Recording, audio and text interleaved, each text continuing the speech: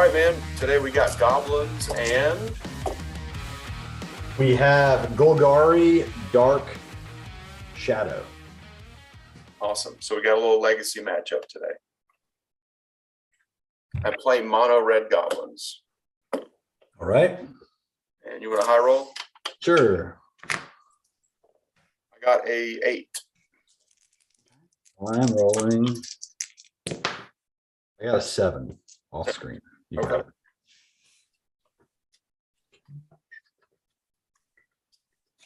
All right, you make the call first. You won the die roll.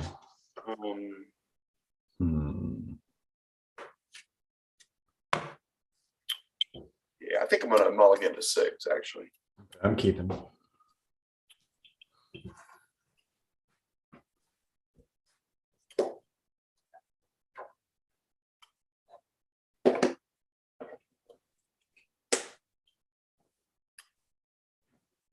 All right, draw a new 7 here. Okay. 2, 3, 4, 5, 6, 7. Okay. All right, I'll tuck this one and I will play Cavern, naming Goblin, and I'll pass. Okay. Draw for turn.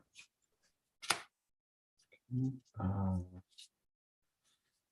little risky. Board, tap for black. Thoughtseize. You go to 18. Okay.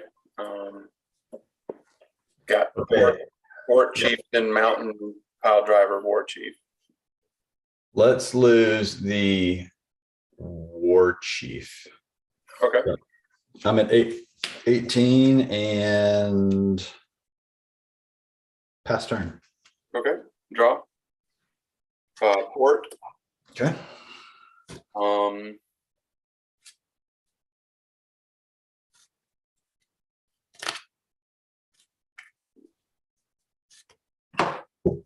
I'll pass turn, and during your upkeep, I'll port down the board.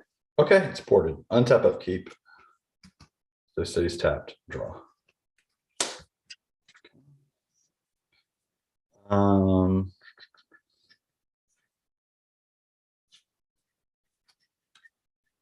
Stage. And pass turn. Okay, untap, draw. Mountain for turn. Yeah.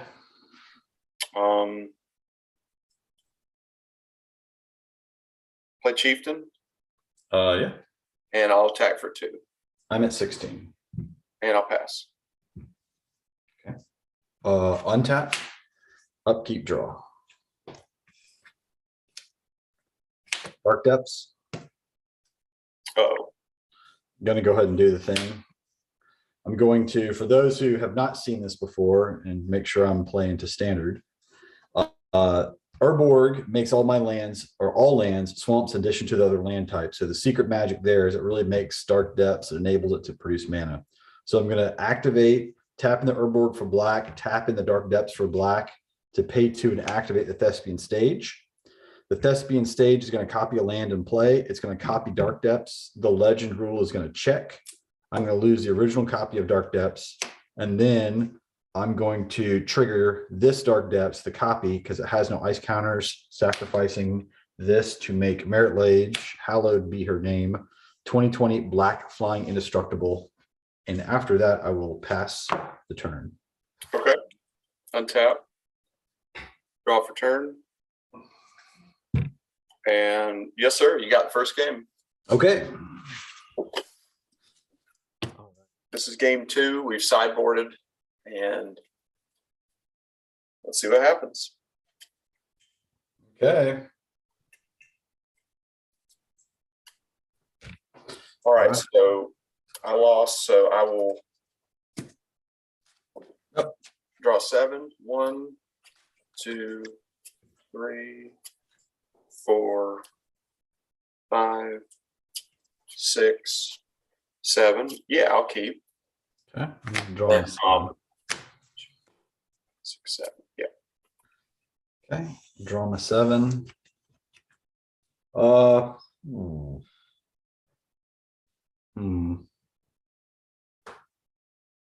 thinking. I'm gonna go to 6. Okay.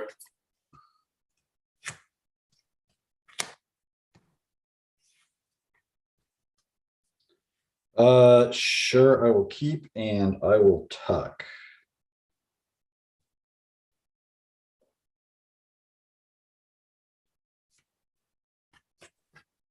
There we go. It's all you, man. Okay. Go for it. Cavern naming goblins, Yep. and I'll play a lackey. Ooh, that's good. Okay. I'll pass. Draw for turn. Forest. This is one of the new, is it Crimson Vow, I think, or is it the, yeah, Crimson Vow? The black and white's pretty cool. I'm going to cast Once Upon a Time for free.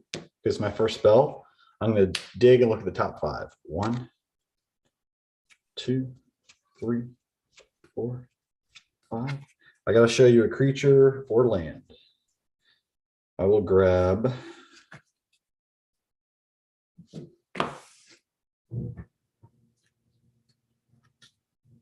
a Sylvan Safekeeper. Okay. What's his ability on there? It is a 1/1 human wizard. Sacrifice a land, target creature gains Shroud, so I can use her to protect Merit Lage. Okay. For another creature. And I will pay 1. And I'm actually going to play Elvish Reclaimer. This is the 1/2 elf warrior. It gets +2/+2 as long as there are 3 or more lands in my graveyard. I can pay 2 and tap, sack a land, search my library for a land, put it onto the battlefield tapped. Really good for me because it'll hopefully block your lackey next turn and can prevent you from dropping some shenanigans. Your turn. Draw. Imagine having technical issues watching people play jank on YouTube. So.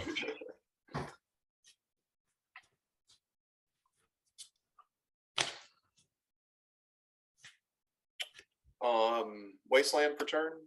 Ooh, okay.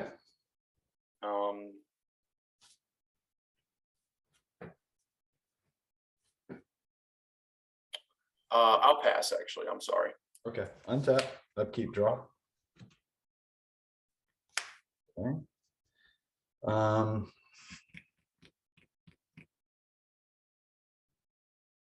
Thank you.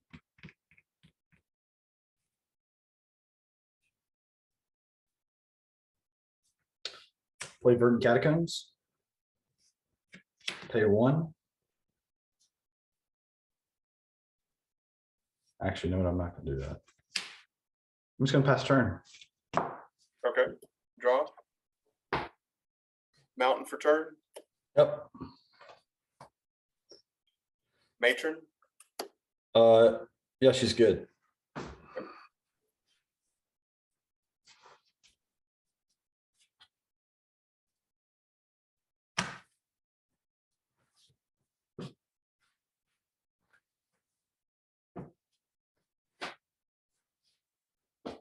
Gonna draw Ringleader.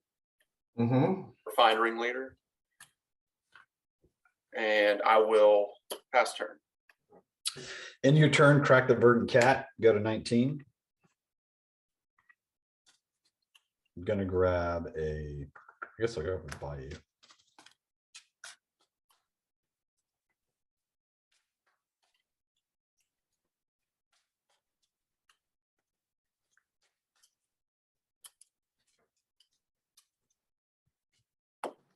I'm going to pay 2.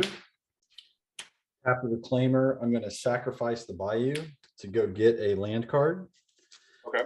My library, I'm going to grab a Urborg to my Yawgmoth. It's going to come play tapped.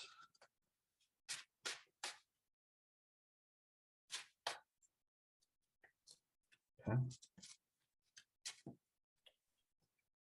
I'm going to go to untap, upkeep, draw. And I'm going to play Dark Depths. And I'm going to pay 1, pay 2. I'm going to cast Vampire Hexmage. Okay. That's good. I'm going to sack her remove the ice counters on Dark Depths. It's going to trigger, and I'm going to make Merit Lage. And I will pause briefly. I'm going to pay 1 with the green. I'm going to play Sylvan Safekeeper. I can sack a land and target creature I control gains Shroud to protect Merit Lage. And because I have 1, 2, 3 lands in my graveyard, Elvish Reclaimer is now a 3/4. And I'll pass turn. Okay. Draw. Mountain for turn. Mm-hmm.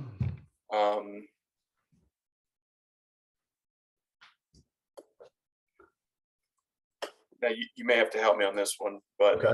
I'm going to attempt to cast Sting Scourger. When it enters the battlefield, I can return target creature and opponent controls to its owner's hand. Mm-hmm. But does the Sylvan Safekeeper protect Merit Lage from that triggered ability? Well, it can, because you're going to put Sting Scourger on the stack, right? Yeah. Because it's when Sting Scourger enters the battlefield. So in response to you playing Sting Scourger with Sylvan Safekeeper, I'm going to sack the forest to give Merit Lage Shroud. Okay.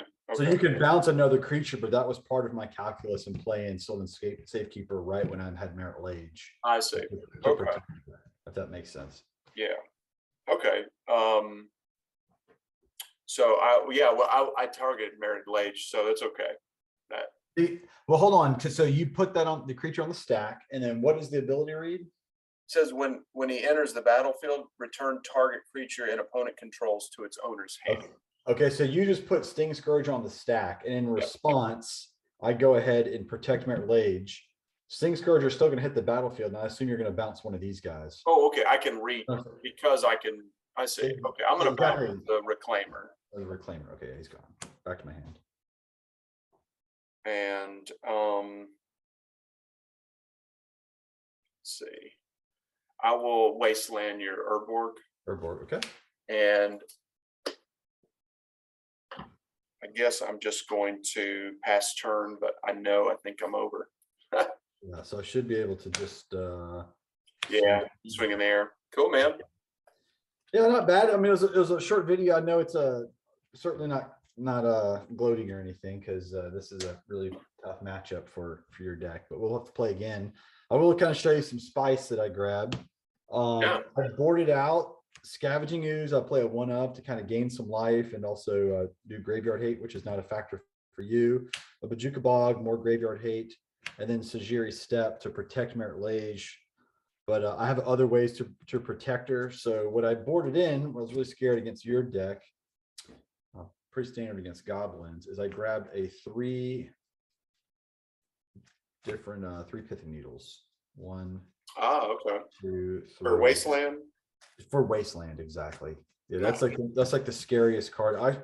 There's probably a good argument to just main boarding these, but I haven't been. I typically, in my previous builds of Turbo Depths, I always played either at least 3 or 4 Pithing Needles. But in this build, which I'll just, before we end the video, have a second, I'll just kind of briefly lay it out. So it's a standard package. Some of the spice, I've got the Sylvan Safekeeper to protect Merit Lage. I'll play 4 Elvish Reclaimers, because these guys really help me kind of put the package back together if my combo falls off. And it's just a really good utilitarian card. And then the real spice is going to be all the Death Shadows. One thing of note is I do not have any Overgrown Tombs, the shock lands that you would typically crack your fetch lands to get shock lands to buy your life total down. And I'm running actually 3 respective bayous.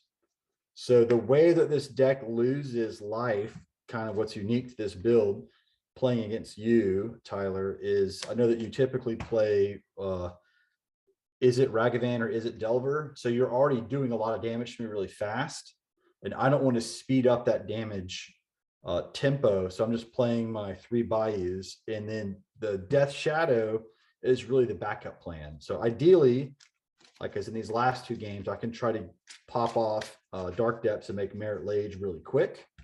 But if Merit Lage gets bounced or gets, some type of way the threat gets mitigated, at least I can kind of fall back on the Death Shadows. And the goodness there is Death Shadow is a 1-mana card, you know, so. So that's kind of neat. I do have a couple of Plague Engineers main boarded for Spice, which people would probably argue against. Some Abrupt Decays. I have a 1-of Hogak that I'm trying, just because I do have a pretty fair amount of creatures in this deck. When you look at Vampire Hexmage, Death Shadow, Elvish Reclaimer, you know, so you have those creatures. So I'm a 1-of Hogak. I'm trying to give it a shot, see what it's like. Certainly playing a bunch of Thoughtseize. That also buys my life total down a little bit. So that's kind of it, man. And then it's got the crop rotations and the Sylvan library, sorry, Sylvan Scryings to go find the different land pieces I need. So I'm actually pretty happy with this deck. So yeah, it's super solid. You have a lot of lines to win, which is cool. yeah, and because what I have played in the past is I've played Turbo Depths for about 5 years, and it's gone back and forth being good or being bad. But with Prismatic Ending being what it is, pretty omnipresent in the format, and then, you know, having the speed of those Is It Delver monkey decks, you know, I'm trying to have something that has a little more resilience, more so than just trying to go all in on Merit Lage on turn 1 or 2, you know. So yeah, absolutely. Yeah. Well, yeah, man, we'll definitely see you on the next one, and okay, try to you know, do what I can to get Goblins a little more competitive. But it's a tough matchup in general, I think. no, I think Goblins is a really good deck. I like your build and stuff. It's just, this is just a really off axis. It's kind of it's a rough matchup for this deck, but Yeah, but it's a good deck. Your Goblins build. So all right, man. So I guess we'll see you out there another time. yeah, we'll see you on the next one, Ferrets. See you, Ferrets.